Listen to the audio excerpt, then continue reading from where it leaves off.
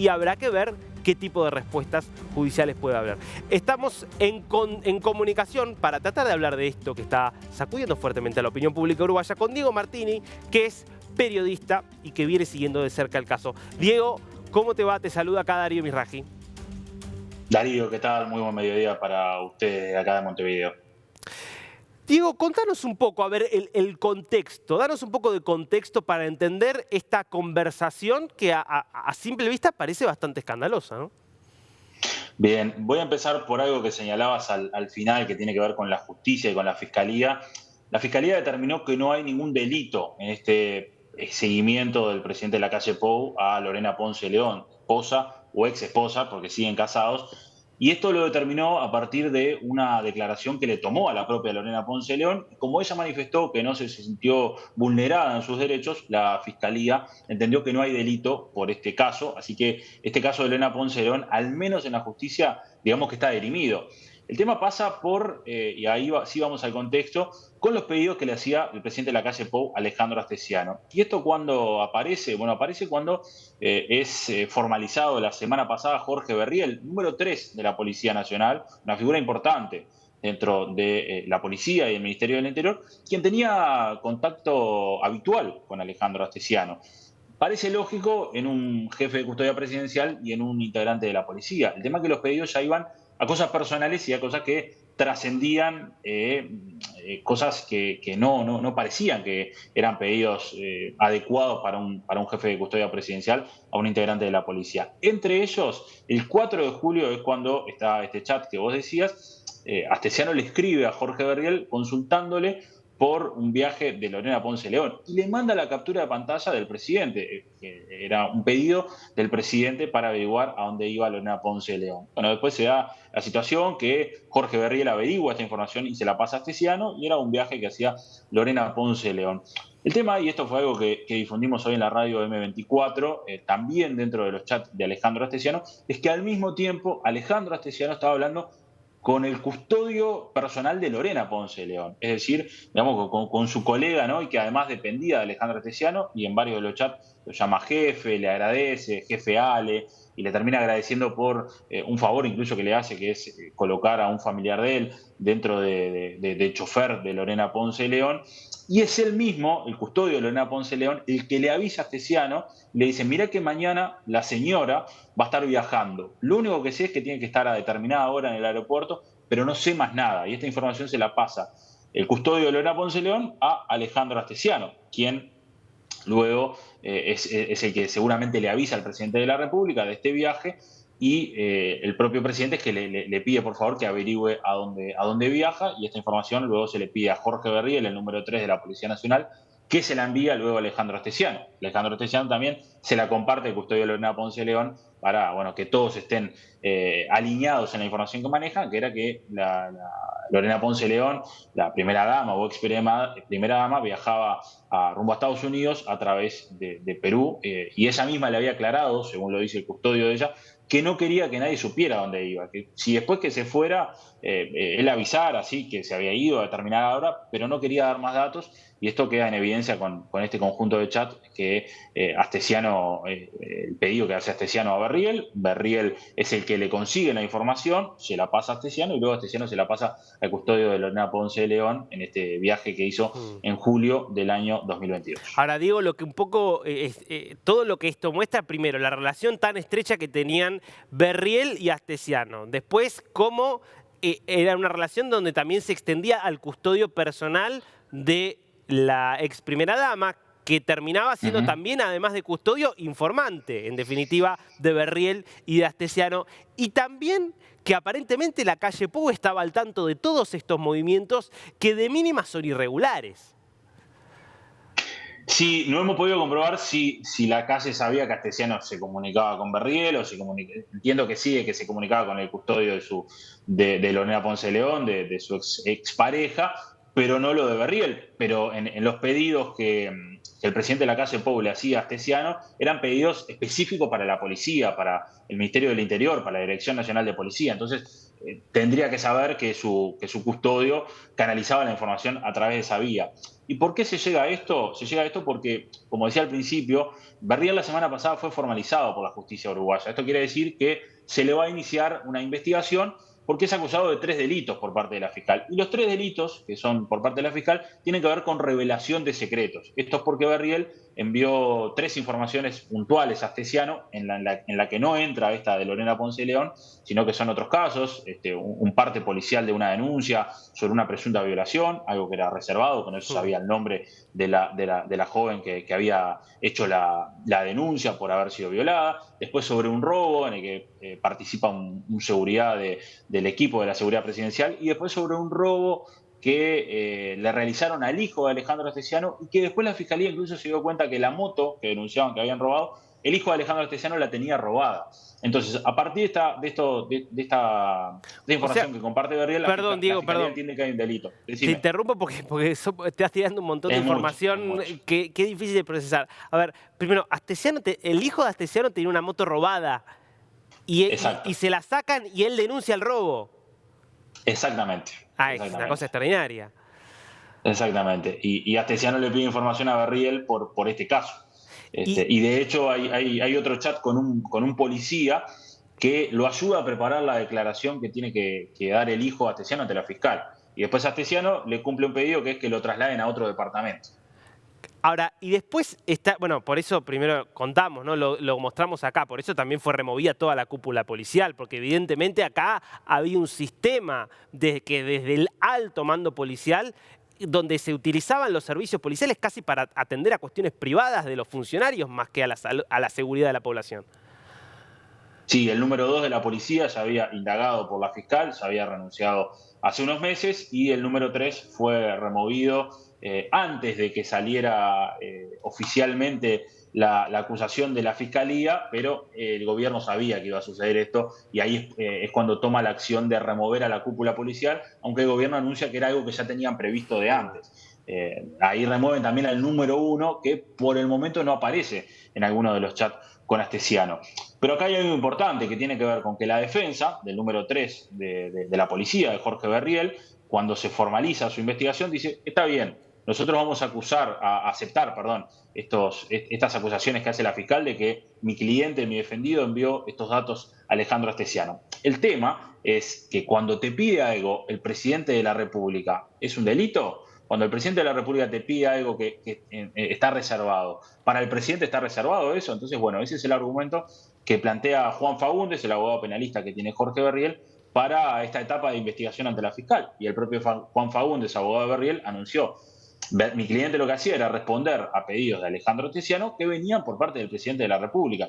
Y eso, además de que lo dice mi cliente, está demostrado en algunos chats, en algunos mensajes de audio, etcétera, y varios mensajes de audio que Astesiano le enviaba, y le decía, estoy acá con el presidente, estoy con el uno, ¿sabés algo de este robo en esta panadería? Después hay casos más particulares, ¿no?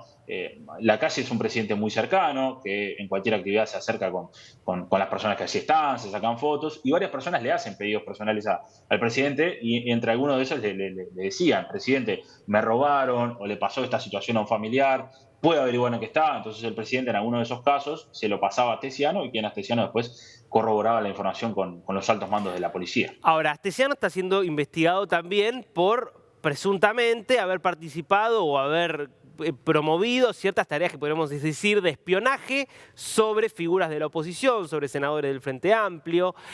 ¿Hay ahí algún indicio que permita sospechar de que pueden haber sido también trabajos hechos a pedido del presidente?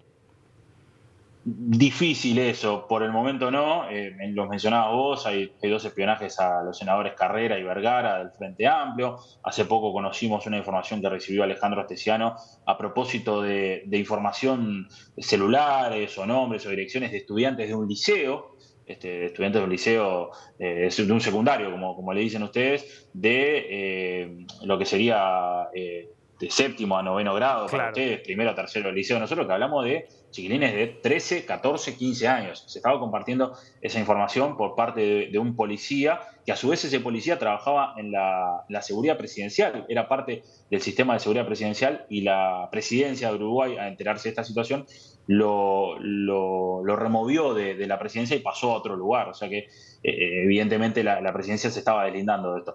Después el seguimiento que le hicieron a Marcelo Abdala, que es el presidente del PIT-CNT, que es la central Claro. sindical, la central que nuclea a todos los sindicatos. Él tuvo un accidente en donde chocó algunos autos y después se comprobó que estaba en estado de ebriedad, fue penado por eso, ya pasó su pena con trabajo comunitario, pero Astesiano un día después que tuvo el accidente analizó con Berriel las cámaras, buscaron a ver las cámaras, a ver por dónde había estado Astesiano, y esta información se la envió al secretario personal del presidente de la República, a Nicolás Martínez. Por eso Nicolás Martínez declaró la semana pasada ante la fiscal Posati. Nicolás Martínez, cuando recibió esta información, no fue que dijo, no me pases esto, me comprometés, no, simplemente la aceptó y así le llegó. Y bueno, después son estos los casos en Hmm. los que se ha compartido ¿La información por calle Pou parte de ya, Astesiano. ya ha tenido que declarar por este caso? Sí, declaró en diciembre del año pasado, no fue a fiscalía, porque los presidentes tienen esa posibilidad de que puedan declarar por escrito, o que la fiscal se hace presente en su domicilio. En este caso, la fiscal en diciembre fue a la residencia de Suárez y Reyes, en el domicilio presidencial de los presidentes de nuestro país, le tomó declaración al presidente y también le había tomado declaración a Lorena Ponce de León a propósito de este episodio puntual del espionaje a ella y al presidente le hizo algunas otras consultas que el presidente no ha dado muchos indicios ante la prensa de por dónde fue y además está declarada en reserva por parte de la Hmm. fiscalía, así que por ahora los periodistas no hemos podido acceder a esa declaración. ¿Desde cuándo están separados la calle Pou y Ponce de León? Y aproximadamente se conoce desde abril del año 2022, así que mayo, junio, julio, 3 meses después, es que hace Lorena Ponce de León este viaje y el presidente quiere saber a dónde va. Hmm. Y ella, ante la justicia, entonces declaró que ella no se sintió invadida en su Exacto. privacidad, como que trató de deslindar, de disminuir la cuestión. No ha hablado, ¿no? Ella ante los medios. No ha hablado ante los medios, se le ha aconsejado por parte de presidencia, ya porque esta información salió en diciembre del año pasado y fue compartida por el medio TV Ciudad en el cual trabajo, y unas horas después el medio El Observador, uno de los diarios más importantes de nuestro país, tenía la noticia, pero los dueños del diario no le dejaron dar la noticia a los periodistas. Entonces los periodistas lanzaron la noticia que tenían escrita a través de su cuenta de Twitter. Pero reitero, en ese momento se dio la noticia a través de charlas de WhatsApp, es decir, del texto, porque todavía no habíamos accedido a las imágenes ni a los audios. Y ahora hace pocos días que venimos trabajando con eso, con las imágenes y los audios, y es que se dio cuenta de esta captura del presidente de la calle Pou sobre este viaje. Pero no, Lorena Ponce León por el momento no ha hablado. Hmm. O sea, la sensación es que por ahora, a pesar de que están separados, ella sigue de alguna manera alineada a la estrategia, vamos a decir, defensiva que está llevando adelante el gobierno. Sí, por supuesto, y además sigue siendo la esposa del presidente porque no se han separado, sigue, digamos que, asumiendo actividades como la esposa del presidente, aunque todo el mundo sabe, porque fue una noticia pública de que se separaron, pero ella participa de distintos eventos, de distintas actividades sociales, de distintas actividades vinculadas a su rubro, que tiene que ver con el cuidado de la ecología y el paisajismo, mejor dicho, y ella participa como primera dama, digámosle, pero sin ser la esposa del presidente de la calle Pou. Ahora, y a partir de las nuevas evidencias que han aparecido desde el momento en el cual declaró la calle Pou hasta ahora, ¿se habla de la posibilidad de que vuelva a ser citado a declarar o que se le vuelva a tomar declaración en la residencia? Bueno, ese es uno de los pedidos que planteó Juan Faúndez, el abogado de Jorge Berriel, el número 3 de la policía, en el sentido de que si están las capturas de pantalla del presidente enviadas a Astesiano, si Astesiano se las reenvía al número 3 de la policía buscando información y acusan a mi cliente de enviar información, a mí me gustaría que el presidente declare para que diga que esos pedidos los hacía él. Y bueno, que un número 3 de la Policía Nacional no se puede negar ante los pedidos del presidente. Y un detalle más que agrego, que es una noticia que salió hace poco, digo, hace media hora nomás, publicada por el medio La Diaria, es que habría un acuerdo entre la Fiscalía, entre la fiscal Gabriela Fossati y la defensa de Alejandro Astesiano, el doctor Marcos Prieto, en llegar a lo que se llama acá en nuestro país un acuerdo abreviado, que es reconocer algunos delitos y eso hace que se obtenga una pena menor. Entonces, todo hace indicar que la Fiscalía llegó a un acuerdo con Alejandro Astesiano en el que él reconoce algunos delitos y bueno, va a pasar seguramente un tiempo más en prisión, A ver. seguramente con algunas condiciones distintas para él. Y mañana Astesiano va a estar declarando ante el juez de la causa, ante el juez Alejandro Astesiante.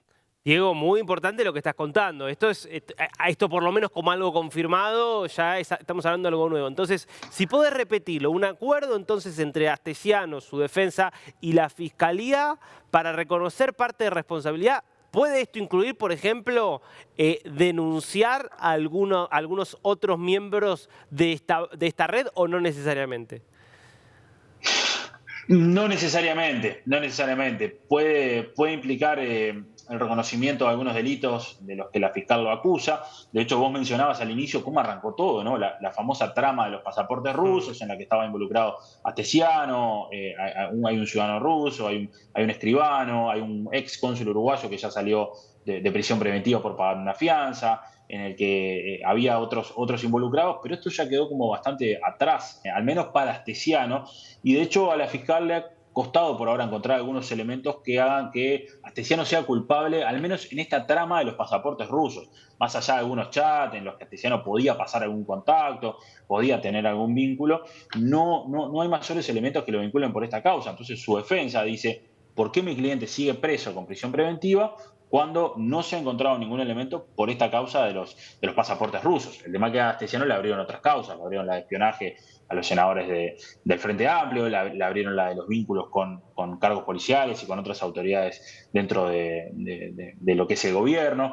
y eso hace que bueno, la Fiscalía entienda pertinente llegar a un acuerdo para el reconocimiento de los delitos y que, entre comillas, el tema, digamos, se cierre, al menos con estos delitos sobre la mesa. Bueno, importante entonces esto. Puede haber un acuerdo inminente entre Astesiano y la Fiscalía. ¿Y cuándo vuelve a declarar entonces Astesiano? Va mañana de mañana y esta vez va ante un juez, va ante el juez Ante el de juez. la causa, Alejandro Astesiante, y bueno, todo hace indicar que estarían llegando a este acuerdo. Veremos a ver por dónde va, veremos cuántos años acepta Astesiano, si sigue en las mismas condiciones en las que está recluido, si pasa a otra cárcel. Astesiano ya lleva desde el 27 de septiembre detenido, o sea que ya varios meses de cumplimiento de la prisión efectiva, entonces quizás con algunos meses más o con un año más se pueda arreglar esta causa, y es algo que a él le beneficia y a la Fiscalía también, porque se da como una conclusión, digamos, a esta causa. Claro. Diego Martini, te agradecemos enormemente toda la información y todo el relato que compartiste con nosotros.